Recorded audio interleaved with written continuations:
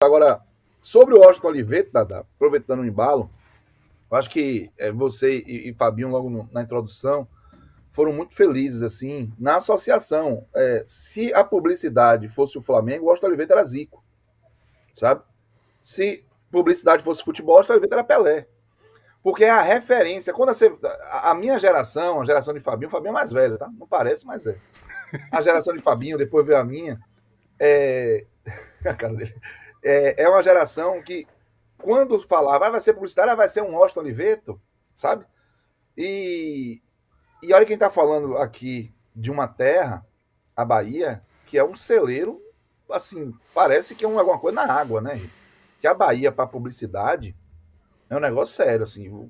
A quantidade de nomes brutais que você tem na propaganda mundial, que vieram daqui da Bahia, nasceram aqui na Bahia, é realmente algo que precisa ser estudado. Mas o Washington Oliveto, ele era esse nome acima disso tudo. Ele era esse nome dessas referências, sabe? Então, o impacto que ele teve com Primeiro Sutiante Não Esquece, a peça de Hitler, para mim, é uma daquelas que deixa arrepiado até hoje, que o cara pegou ali e fez uma construção, uma narrativa, com uma produção simples, uma produção ali irrisória, e fez uma peça absolutamente impactante falando sobre a importância da verdade, do discurso, e como a verdade ela pode construir uma mentira, né? Com muitas Cássio, verdades.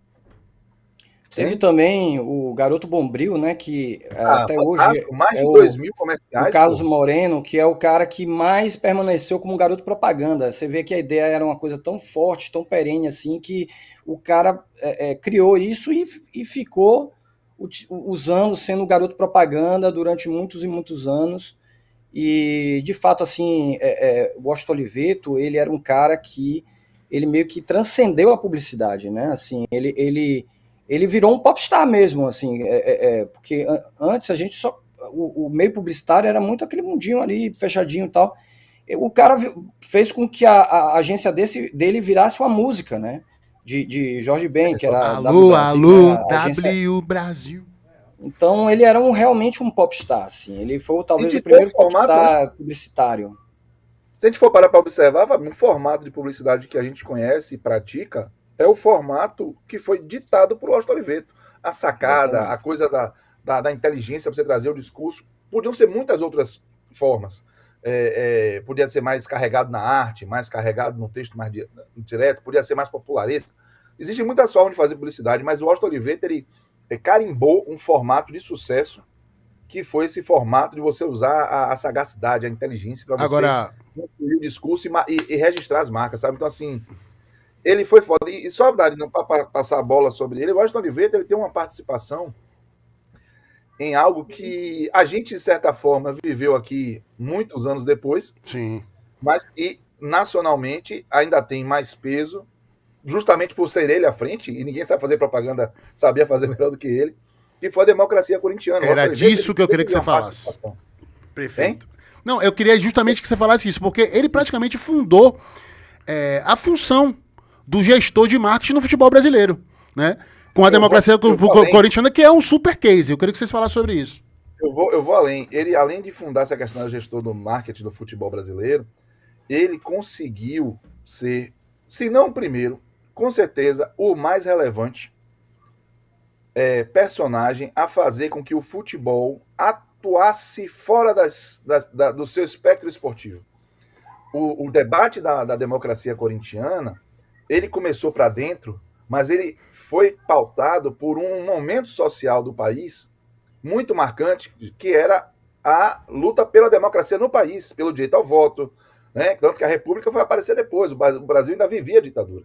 Então, o discurso da democracia corintiana ele era para dentro, porque eram jogadores participando das decisões, e ele tinha ali toda essa participação, mas o envelopamento da democracia corintiana, vote, dia 15 vote, isso tudo estava com um viés voltado também para você fazer uma mensagem chegar de democracia para além do futebol, para o país, para o Brasil, para o ambiente político, para o ambiente social do país. Então a democracia corintiana é do ponto de vista de relevância, o maior movimento do futebol para a sociedade, né, que a gente pode, assim, relembrar e pelo menos carimbar, porque ele foi o precursor de uma grande mudança, que foi a volta da democracia ao país. E, de certa forma, inspirou, quando a gente volta aqui para o Bahia, toda aquela mobilização para o Bahia da torcida e para a democratização do Bahia, né? Que hoje... O caso travou, foi? Quer continuar aí, Fabinho? Não, é isso, continuando assim, realmente o Washington Oliveto, ele tá voltando. Cássio voltou. Ele... Vai, Cássio, continue aí. Só para Cássio completar o raciocínio. Valeu. Parei onde? Você está falando justamente dessa questão da importância da democracia corintiana, não só como fundador do marketing esportivo, da gestão de marketing esportivo no futebol brasileiro, mas o impacto social pelo o contexto político da época, né? Da época, que pedia isso. Então ele usou um clube de massa como o Corinthians, que era o clube do coração dele, para um movimento interno do Corinthians ganhar proporções. E isso tem que ter genialidade, você tem que saber... ele enxergava o futebol, com certeza, como um grande mensageiro. Né? O futebol é um mensageiro, assim, muito relevante para a vida de todo brasileiro. Mesmo que não goste de futebol, é impactado pelas coisas do futebol. Então a gente... Você sabe que esse nome democracia corintiana assim, é muito do que o publicitário faz, né? Porque ele capta as coisas que estão ali na sociedade e ele se apropria e envelopa realmente para poder vender uma ideia, né? Esse nome surgiu de uma conversa, de uma reunião com os jogadores, com Juca Kfouri, e Juca Kfouri que quando ouviu, né, os jogadores, ele falou assim, é tipo uma democracia corintiana. E aí, na verdade, assim, o nome democracia corintiana já estava ali, né? E Washington Oliveto teve a sagacidade de captar isso, pegar isso e envelopar. E realmente é um cara que é fora de série, as criações dele, né? O primeiro sutiã da Valizé é um comercial que foi eleito o mais importante da história do Brasil, né? Assim, ele realmente mudou certos conceitos, né? Enfim, esse cara, a gente deve muito, todo mundo que é publicitário, e até assim, a cultura brasileira, porque antigamente a publicidade, ela ditava muito, né? Hoje em dia, o que é internet, antigamente a publicidade, ela ditava muito a moda, o que você ouvia nas ruas, os bordões, as coisas, então esse cara é fantástico, velho, é fantástico. E só para concluir, Dadá, Fabinho, Pedro, o movimento Democracia Corintiana, ele de certa forma inspirou um movimento muito importante para a história do Bahia, né? Porque o Bahia da torcida, ele teve uma inspiração nesse movimento da democracia corintiana, com a lógica de que você poderia usar um clube de futebol para falar de democracia, e aí ele não foi tão relevante para o país como foi a democracia corintiana, mas ele também não nasceu para dentro, como foi a democracia corintiana. O Bahia da torcida já nasceu para fora. Ele já nasceu para os torcedores do Bahia, para quem queria participar da vida política do Bahia pudesse estar mais presente. E até nisso, se a gente for pegar um fio ali da